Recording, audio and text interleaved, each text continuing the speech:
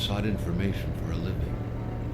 That is to say that ever since he returned from Korea, after having served with the armed forces, he had been working as a private investigator in Montreal.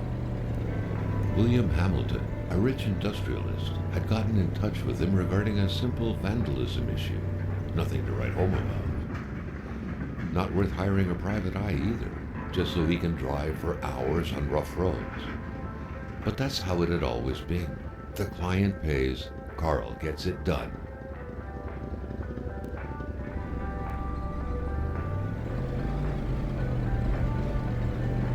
They had set up to meet at the general store, his client's business.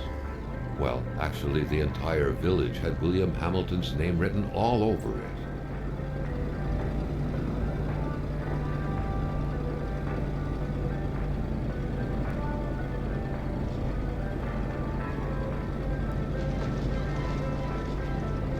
When the roads were bad, muddy, or snowed in, it was customary around these parts to close them off.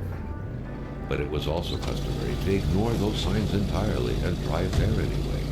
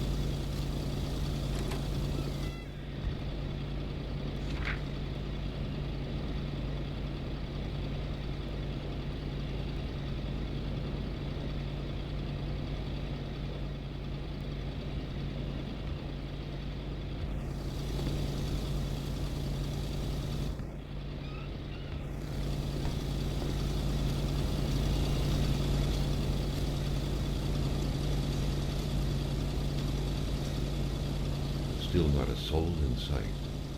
There was no point in waiting any longer. Carl had to figure this one out by himself. Hamilton is waiting for Carl in the general store.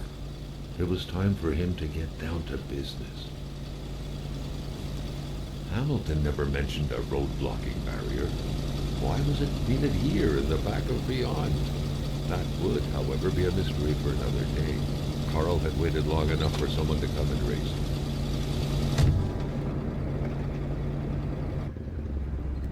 William Hamilton enjoyed a lavish country house built in the very heart of the northern forests, not too far from here. The local populace was divided when it came to the affluent man. Some saw a wealthy philanthropist dedicated to improving the region's economy. Others an aging Englishman who would do anything to further his fortunes. And those ones hated him enough to go on about scheming against him. Hamilton had recently acquired a few local businesses, but the last straw was the reopening of a mine, which gave rise to a wave of protests and threats from the Cree people.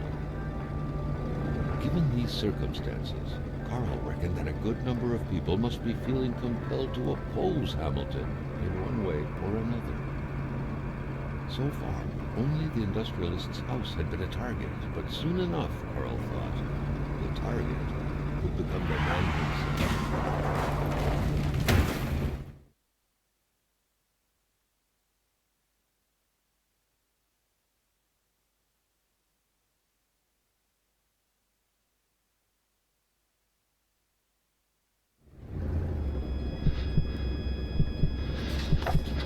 needed to get out of there. The cold and the pain required urgent care.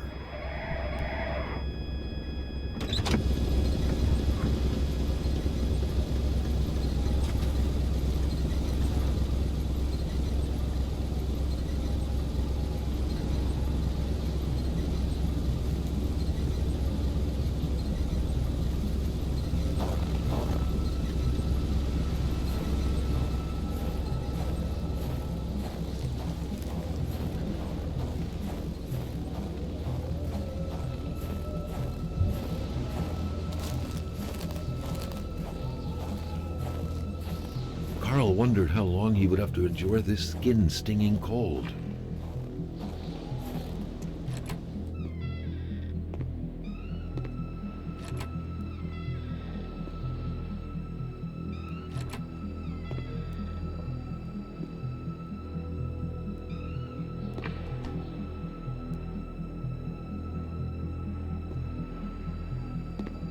Even better than he had hoped. Carl Faubert had succeeded once more, and was now on his way to new adventures.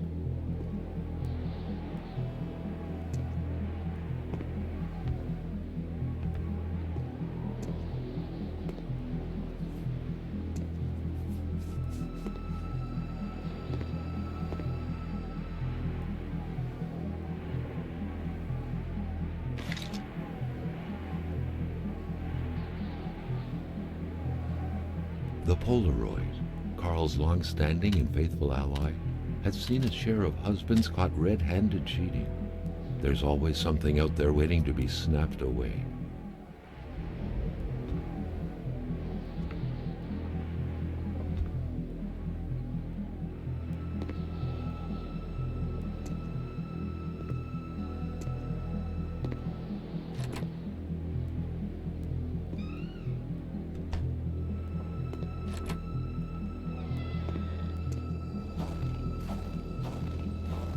More materials were needed to stir up the flames.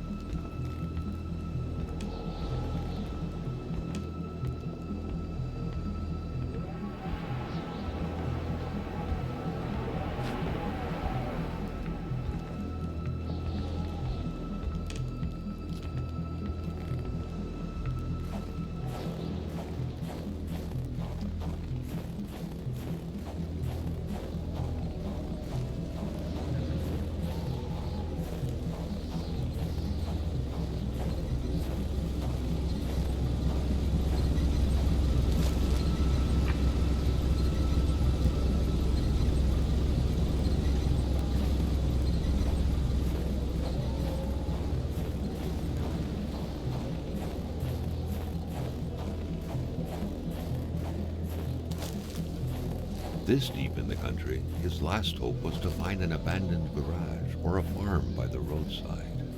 His life depended on it.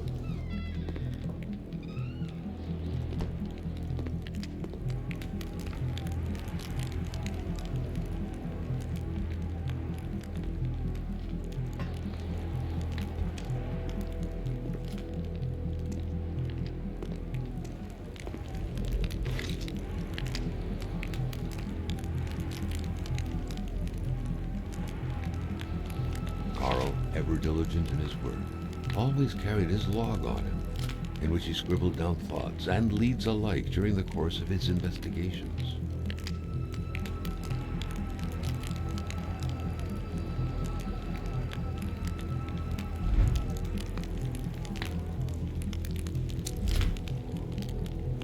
Carl, like many of his contemporaries, felt like he had more trouble breathing when he wasn't smoking. Cigarette was his own personal breathing assistant.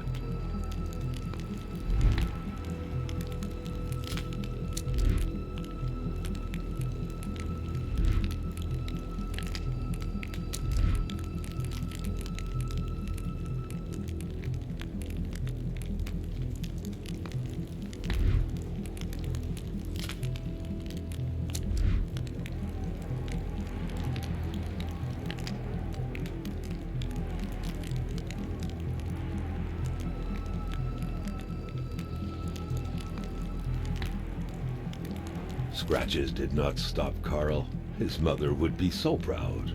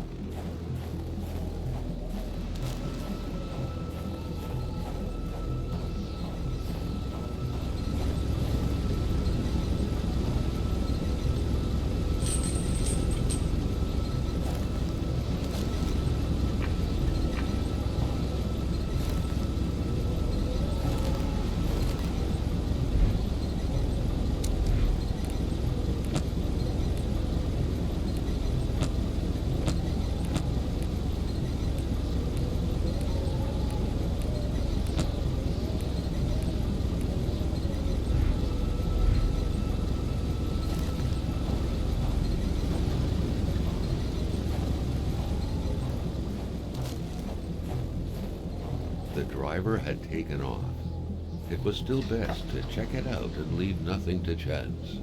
Carl needed help.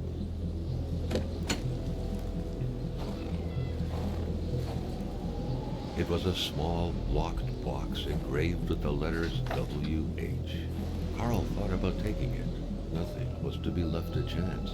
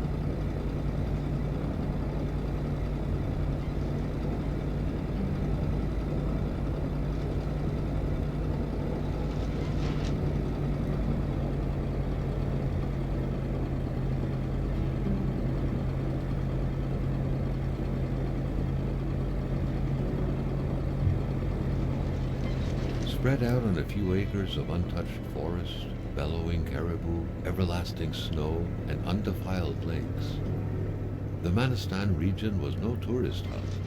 It was said to have been populated for millennia by Cree people, and ever since the industrial era, by the metal mining industry.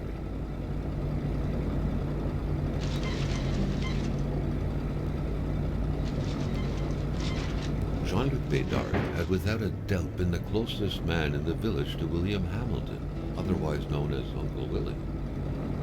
The truck was running on fumes. Good thing that the general store was close by.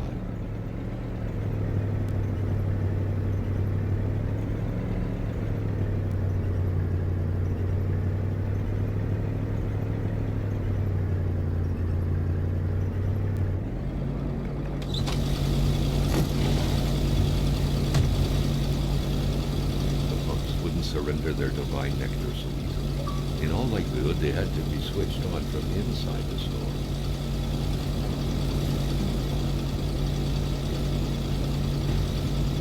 Something fell to the bottom of the box.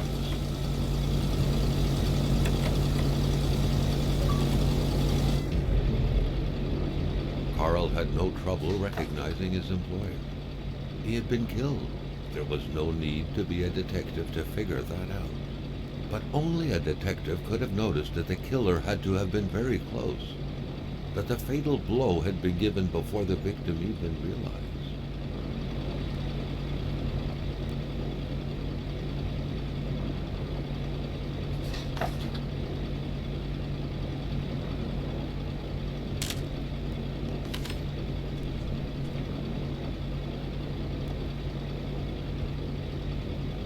Carl felt a chill down his spine and had a terrifying realization. If Hamilton was dead, then who was going to pay him? What could be inside that envelope? Carl was taken aback. He knew this address. It was said to be the address of the P.O. box for the Canadian Secret Service.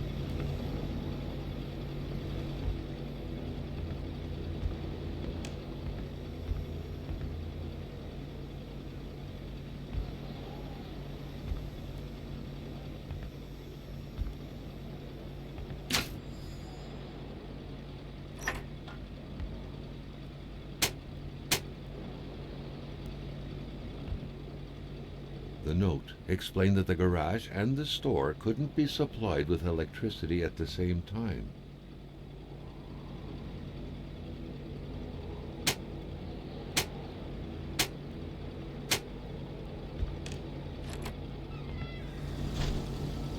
Maintaining his composure, Carl recalled something from his military training. Wolves always stay away from populated areas. Wait, was it about bears? Carl was used to strange phenomena, but a chunk of ice like this, as if an iceberg came out of the ground, that was a first.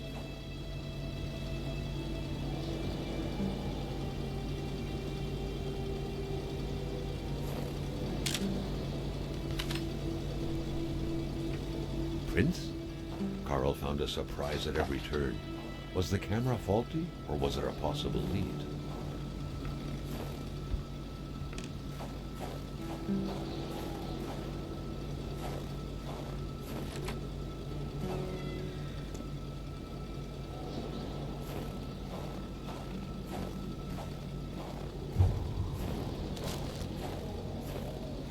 Carl felt that the store and its surroundings still held their secrets, and he didn't like to miss out.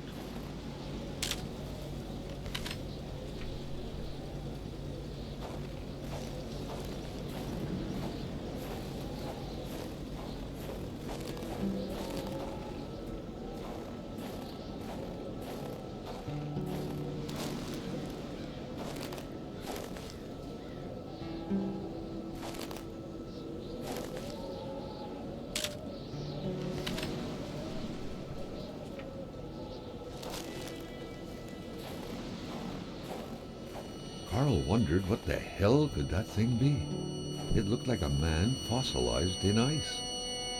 All of a sudden, Carl felt like he was pulled inside a world of dreams, a cold, unknown dimension. Somehow, self-control was slipping from his grasp.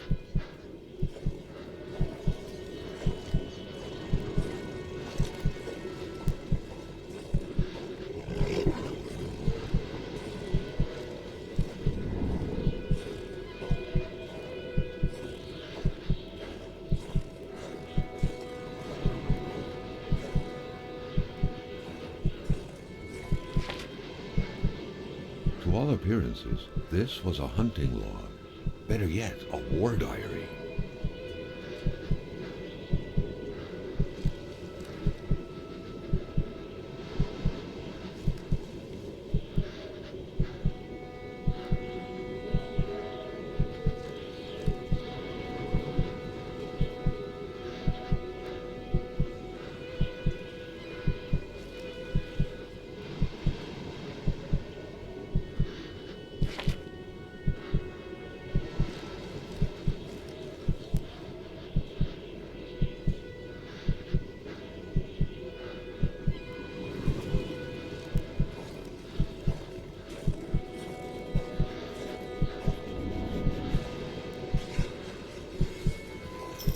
What could these engraved numbers mean? A fresh path suddenly appeared before Carl.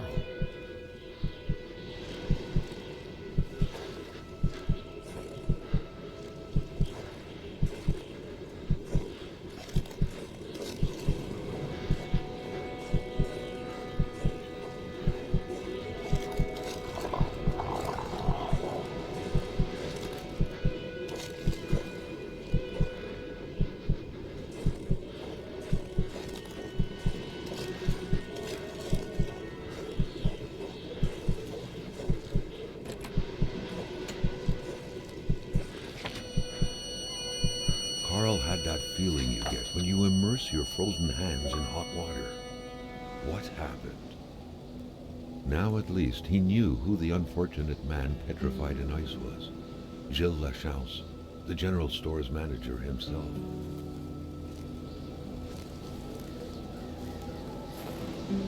That had to be the worst parking job ever. Who was Carl to judge, though? It may be customary to park like that around these parts. Or not.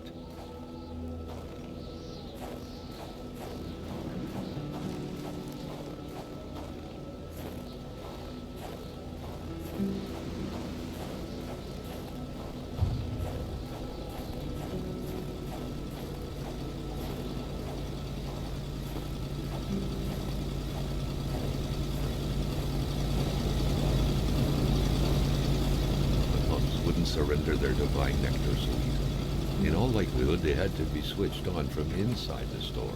A milkman had to drive by every week to fill the bottles. The fresh milk indicated a recent visit. A milkman had to drive by every week to fill the bottles. The fresh milk indicated a recent visit.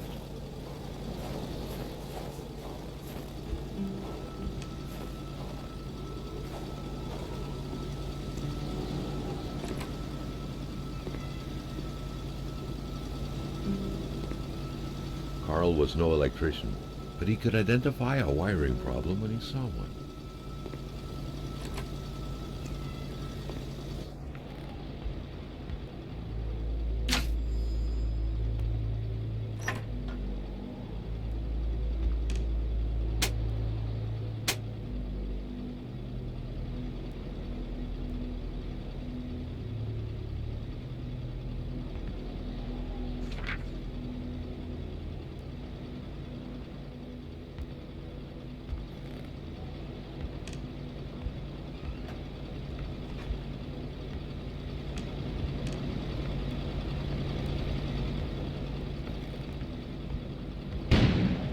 An explosion suddenly occurred outside.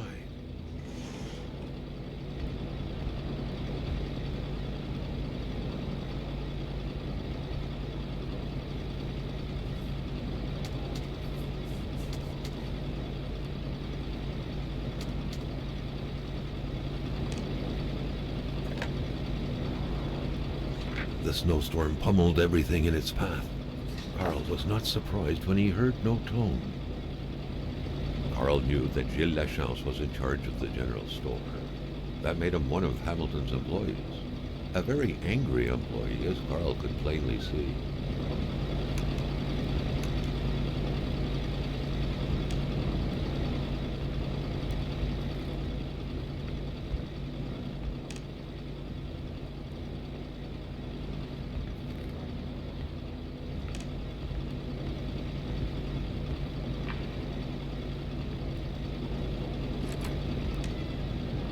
A radiator without power is as good as a wood stove without logs.